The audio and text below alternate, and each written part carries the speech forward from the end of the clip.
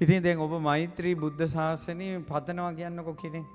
බොහෝ දෙනෙක් මෙතේ බුදුන් දැක නිවන් දකින. දැන් ගෞතම බුද්ධ ශාසනයේ ධර්මය අවබෝධ කරන්න ඕන චතුරාර්ය සත්‍ය අවබෝධ කරන්න ඕන කියන ප්‍රාර්ථනාව පවා මේ මහමෙවුනාවෙන් දහම් හඬ ඇහිච්ච නිසායි ඇහුනේ. නැත්තම් ලංකාවෙම එකල මීට අවුරුදු 25කට කලින් තිබ්බේ මෙතේ බුදුන් දැක නිවන් දකින්න ඕන කියලා.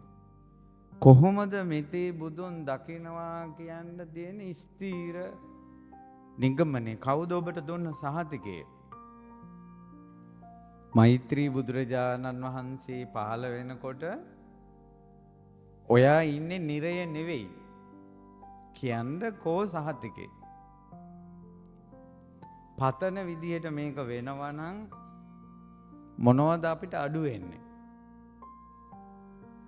ඇත්තටම දෙව්ලොව පැතීමෙන් ලැබෙන එකක් නෙවෙයි.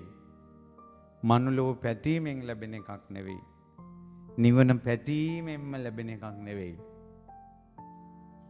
ඔබ මේ බුද්ධ ශාසනයේ නිවන් පැතුවත්, මෛත්‍රී බුද්ධ ශාසනයේ නිවන් පැතුවත්, ඔබ ඒකට ඇතුලෙන් අභ්‍යන්තරව සූදානම් වීමක්, සකස් වීමක්, පුහුණුවක් නැත්තම් පැතුවා කියලා ලැබෙන්නේ නැහැ. බුදුරජාණන් වහන්සේ වදාලා කිකිලියක් බිත්තර 7ක් හරි 8ක් හරි දානවා.